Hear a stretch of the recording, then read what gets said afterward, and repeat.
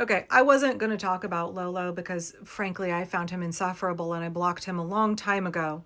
But as a middle aged woman who has seen a lot of shit in my life thus far and has transitioned significantly over the years, changed my perspective, done a lot of deconstructing, I have had a lot of experiences with men on the right and then a lot of experiences with men on the left. And I feel that I have something to contribute to this conversation. So, for those of you who are not on TikTok and not on Twitter, I don't twit, so I was not actually aware of this issue until Hasan Piker talked about it in his live stream. And we could get into my concerns about Hasan Piker later when I talk about men on the left. But Lolo, whose real name is actually Alex, his TikTok and Twitter handle is LOL Overruled. He is a former public defender in New York and a frequent guest on Hasan Piker's show. He's one of those dudes on the left who got a lot of traction on social media, especially during the last presidential campaign. He's now come under fire, and actually, I had to unblock him to go find out he took his TikTok account private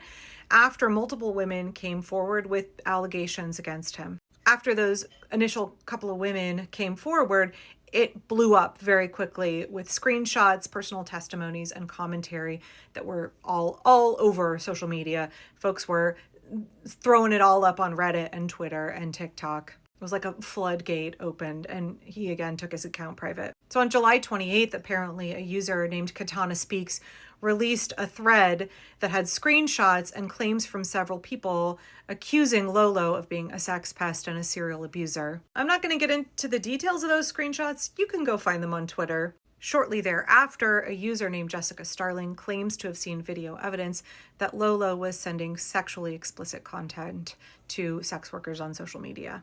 Then another person came forward and said that Lolo sent her explicit photos without her consent and asked for her STD results. So people started tagging Hasan Piker because I guess he and Lolo were quite tight. Lolo was on his show a lot. I don't know. I don't watch Hasan on Twitch. Also, people on Hasan's subreddit were talking about it. And fairly quickly, Hasan made a statement. Alex Lolo, then that's not drama. That's like straightforward creep shit. Right, so Hasan said he knew nothing about it. He condemned it.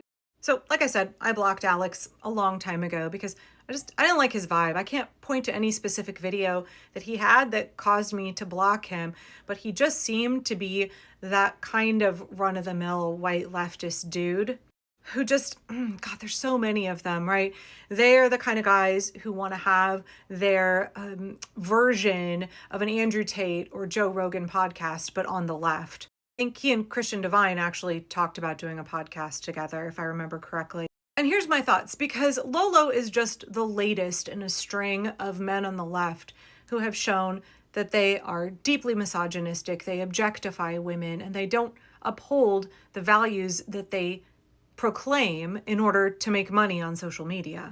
I feel like a lot of these guys want to do a capitalism more than they care about their social justice issues. And I guess this is where my perspective comes into play, because Alex and some of these other guys, there have been a number of left-wing dudes who have had problematic behavior specifically directed at women. Guys who posture like they're a feminist on their platform in order to get clicks and engagement, in order to get women on the left to follow them, in order to perform this role.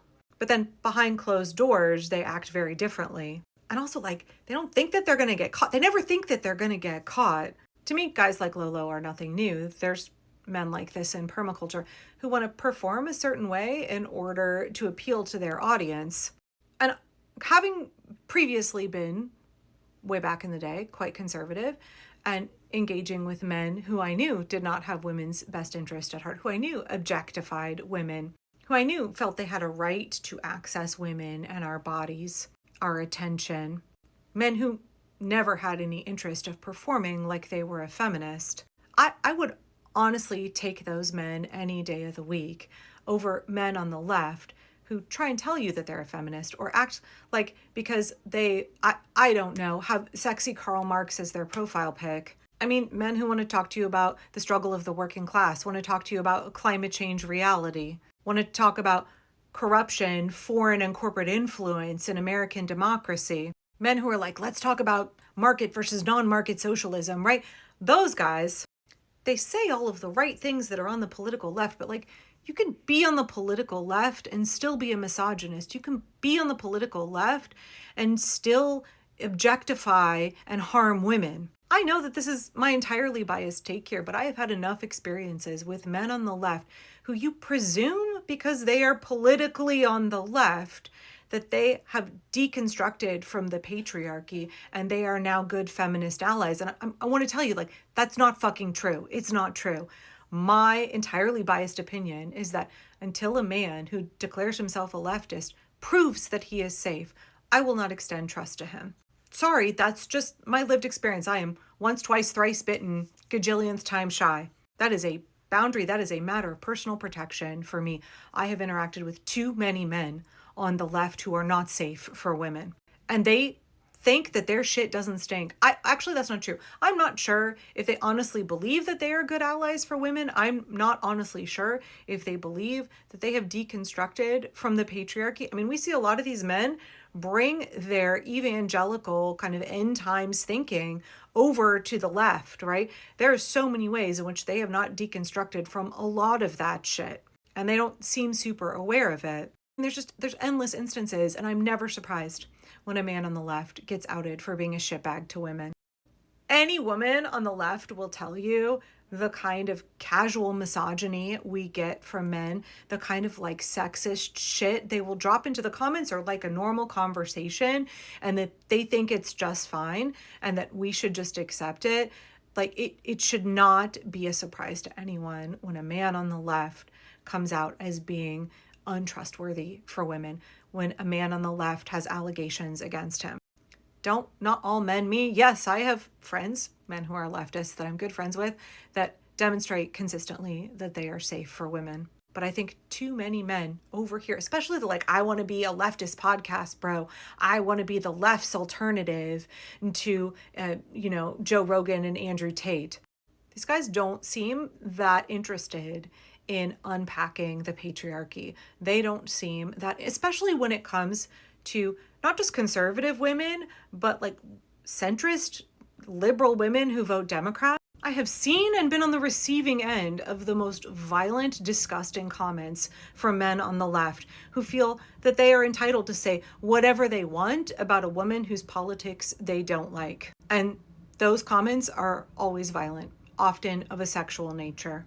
A mutual of mine the other day, a man with like a red triangle in his profile pic, was advocating for physical violence against her because he didn't like something that she said. I've seen well-known leftist men with very big accounts joke about sexual violence against conservative women as if it's fine. At least hypothetically it's fine because they're women on the right. Like as leftists, we should want human rights for all people, not just people whose politics that we like.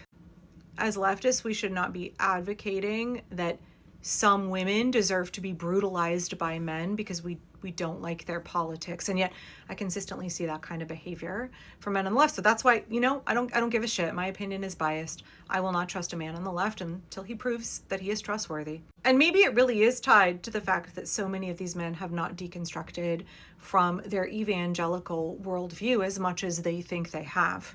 They read some fucking Marx and Engels and they think that they now understand how they're going to bring about their communist utopia. But it still is this kind of apocalyptic vision that still at its core is rooted in violence. They're still fantasizing about violence. I think that makes it very easy for them to justify violence against women or continue to fantasize about violence against women. So this is a significant problem for us on the left, and it has been for as long as I've been here. White men, especially on the left, are never beating the allegations. And I know that there's definitely an argument to be made here that white people on the left also have not done a sufficient job unpacking our racism, right? Dudes on the left, not unpacked your misogyny. White people on the left haven't really unpacked our racism as much as we think we have. But for me, I'm not surprised about Lolo, both because of who he was as an individual and what I saw of his content and his mindset, but also just because dude on the left.